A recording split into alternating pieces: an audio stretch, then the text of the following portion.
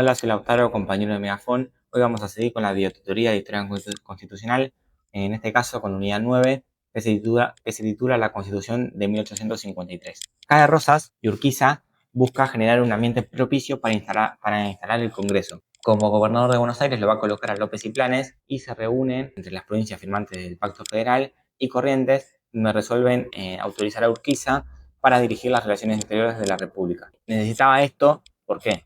Porque Brasil le prestó plata a Urquiza y Urquiza le tenía que devolver. Y sin tener las relaciones exteriores, no podía ir pagándole la deuda. Entonces pide que se le otorguen las relaciones exteriores y las provincias se lo otorgan. Arreglan convocar a sus representantes para conformar una comisión representativa.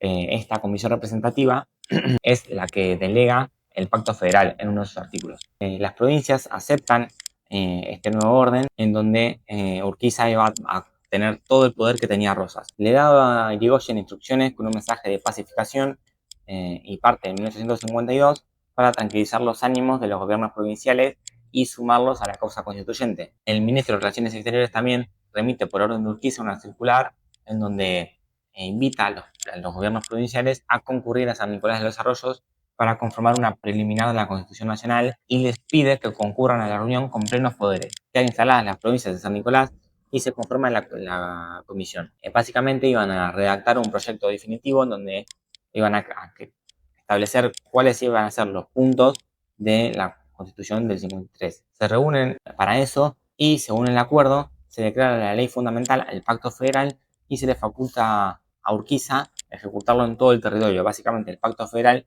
iba a pasar a tener una validación nacional, teniendo que firmar todas las provincias este tratado. Al firmar esta disposición todas las provincias, se puede convocar un Congreso Federativo según lo que establece el Pacto Federal. Además de que esta convención o este acuerdo de San Nicolás elimina los derechos de tránsito para garantizar la libre circulación, manda elecciones de diputados para integrar este Congreso Constituyente, estableciendo que van a ser 2 diputados por cada provincia, se prohíben las instrucciones especiales, como las que había encomendado la banda oriental en su momento, y se va a determinar como lugar Santa Fe, pudiendo después el Congreso de Santa Fe llevarse para otro lado, pero primero iba a tener que instalarse en Santa Fe. Las provincias iban a aportar profesionalmente el producto de sus aduanas como financiamiento para este Congreso. ¿Qué pasa? Se firma esto, pero los encomendados para ir para firmar este acuerdo no tenían poderes plenos, como pidió Urquiza. ¿Por qué? Porque había legislatura provincial. ¿Qué pasa? En Buenos Aires, cuando vuelven con este tratado firmado, con el Acuerdo de San Nicolás, que era el gobernador el que fue, y se lo trae a la legislatura les rechaza este acuerdo. ¿Por qué? Porque básicamente sostienen Vélez y Mitre que el gobierno no tenía la potestad de otorgarle tantas atribuciones a Urquiza, donde básicamente Urquiza tomaba todo el poder que tenía Rosas y básicamente la legislatura porteña dice, ya sacamos a Rosas, que era lo que queríamos, no vamos a tener un Rosas 2 y le vamos a encomendar todo nuestro poder a Urquiza. Es lo mismo que lo que sacó, no le vamos a otorgar los poderes a él. Además de que investiga directamente a la soberanía e integridad de las provincias. Entonces, Buenos Aires rechaza este pacto y queda por fuera de la Confederación. Renuncia al gobernador Vicente López y se designa a Pintos como gobernador. Urquizas lo desarticula a Pintos y pretende sostener a López como gobernador, pero lo rechazan. Entonces interviene Urquiza y deja a Galán como gobernador. Pero ¿qué pasa? Urquiza se va de Buenos Aires y lanzan una revolución y expulsan a Galán y reasume Pintos como gobernador de Buenos Aires. Y además retiran los 2 diputados que iban a enviar al Congreso y Buenos Aires queda así definitivamente separada de la Confederación. Vuelven a haber elecciones y eligen a Alsina como gobernador definitivo y terminan dictando su constitución un año después de la Constitución Nacional, que va a ser en 1854. Así el país va a quedar dividido entre Buenos Aires y la Confederación.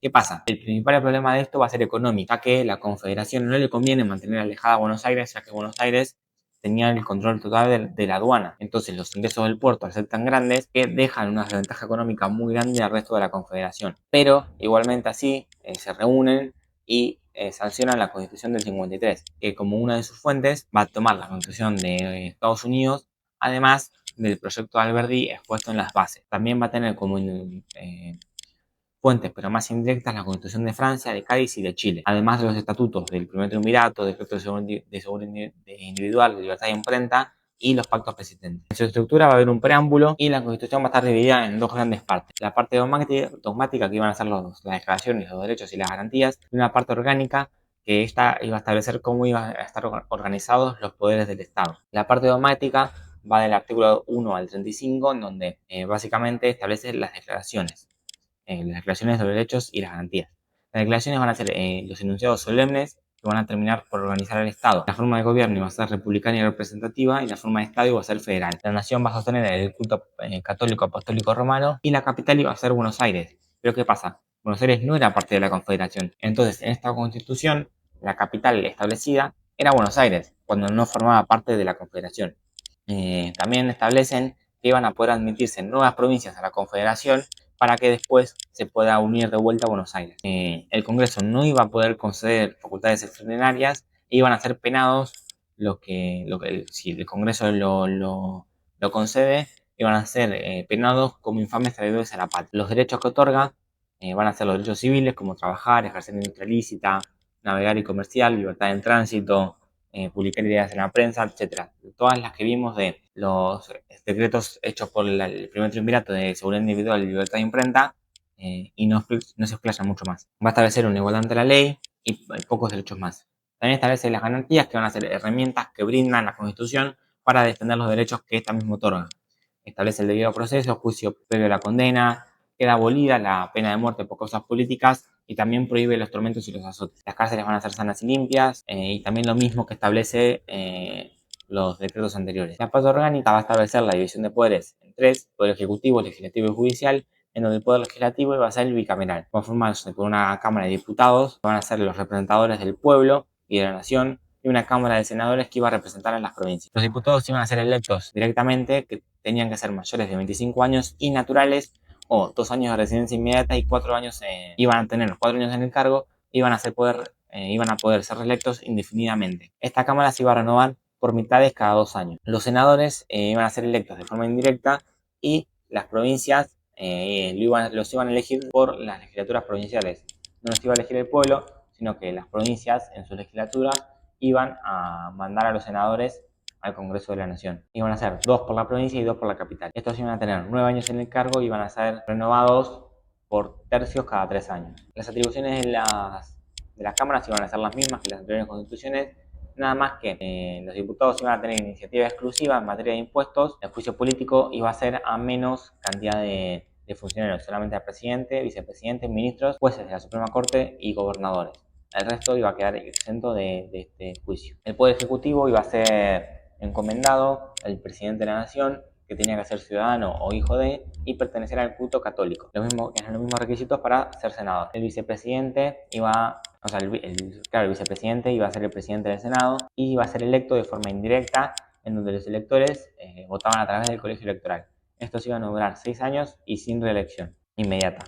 Iba a ser el jefe de las Fuerzas Armadas y Relaciones Interiores. Los demás atribuciones iban a ser iguales al resto de las constituciones. El Poder Judicial iba a ser encomendado a un órgano principal, que iba a ser la Corte Suprema de Justicia, integrado por 7 jueces y 2 fiscales. Ellos tenían que ser abogados con 8 años de profesión y los mismos requisitos que para ser senador. Su mandato iba a ser, iba a durar lo que dure su buena conducta. Básicamente, si obraban bien, iban a tener un mandato indefinido.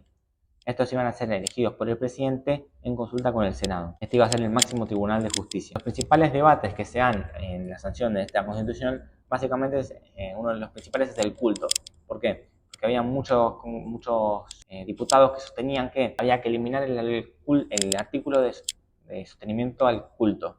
Pero también otros sostenían que había que eliminar el derecho a libertad de culto y establecer que no se iba a sostener a la religión, sino que el Estado iba a ser católico, apostólico, romano. O sea, porque el artículo actual lo que dice es sostener a la religión, pero lo que otros diputados argumentaban era que había que eliminar la palabra sostener y que había que establecer la religión del Estado como la católica, además de eliminar el derecho a libertad de culto. También otra de las discusiones es la capital. ¿Por qué? Porque Buenos Aires no podía ser electa como capital si no formaba parte de la Confederación. Entonces piden que se saque ese artículo y que se defina en un futuro.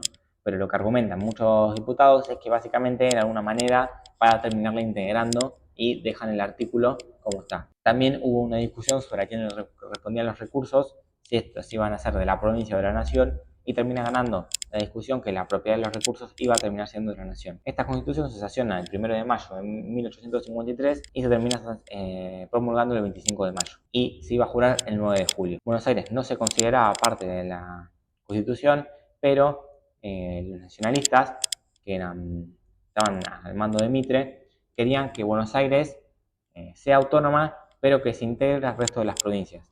Y después los autonomistas, al mando de Alsina, querían separarse completamente de la Confederación. Se surge el debate en Buenos Aires si había que sancionar una constitución o no, y en 1854 terminan sancionando su propia constitución. Separadas Buenos Aires y la Confederación, queda como presidente de la Confederación Urquiza, sin Buenos Aires, pero bueno, la Confederación sigue funcionando igualmente, y el primer presidente electo por la Constitución es Urquiza. Básicamente, después de sancionar la Constitución, al no tener un lugar donde residir, ya que la capital iba a ser Buenos Aires, traslada esto a la ciudad del Paraná, que la van a federalizar y luego van a federalizar toda la provincia de Entre Ríos hasta que se sume Buenos Aires a la Confederación. En 1853 se enfrentan Buenos Aires y la Confederación debido a un dictado de una ley que es la de Derechos Fundamentales, donde le otorgaban beneficios a los buques que llegaban directamente a la Confederación sin pasar por Buenos Aires. Esto a Buenos Aires le molesta, habiendo asumido Alsina como gobernador, y básicamente Urquiza lo que hace es encargarle a Pinto que se entreviste con él para llegar a un acuerdo y que no haya un conflicto armado. La Confederación no quería participar en una lucha contra Buenos Aires, pero en 1859 el Congreso de la Nación autoriza a resolver de cualquier manera el conflicto que haya con Buenos Aires, aunque este conflicto sea armado. Entonces, las tropas porteñas y la Confederación se terminan enfrentando en las costas del arroyo de Cepeda. Urquiza va a vencer a Mitre, quien huye de Buenos Aires, pero Urquiza no va a ingresar y va a acampar afuera de la provincia, en el pueblo de San José de Flores. Van a negociar con una firma de un pacto de unión nacional. Se va a declarar la paz entre Buenos Aires y la Confederación y van a aceptar que Buenos Aires iba a ser parte de la Confederación, pero se iba a verificar su incorporación por la aceptación y jura de la Constitución Nacional. Esta se iba a reservar el derecho de revisar la Constitución y iba a formar una comisión para verla y reformarla en caso de que Buenos Aires lo considere necesario. Además de que le reconoce a Buenos Aires el derecho de poder manejar sus instituciones y tener su ejército. Además de que se iba a reservar el presupuesto de la aduana por 5 años, aunque esta después iba a pasar a ser nacional. Así se da por terminada la unidad 9. Recuerden que esto es para apoyo de la lectura y no para el estudio individual. Esto fue Historia Constitucional con Megafón. Bien, no te vayas, que continuamos con los bonus track de Megafón y a continuación las correspondientes 5 preguntas de repaso para ver si fijaste o no contenido. Bien, pregunta número 1. ¿Por qué los protocolos de Palermo y el Acuerdo de San Nicolás son antesalas de la Constitución de 1853? Pregunta número 2. Constitución de 1853. Contenido troncal.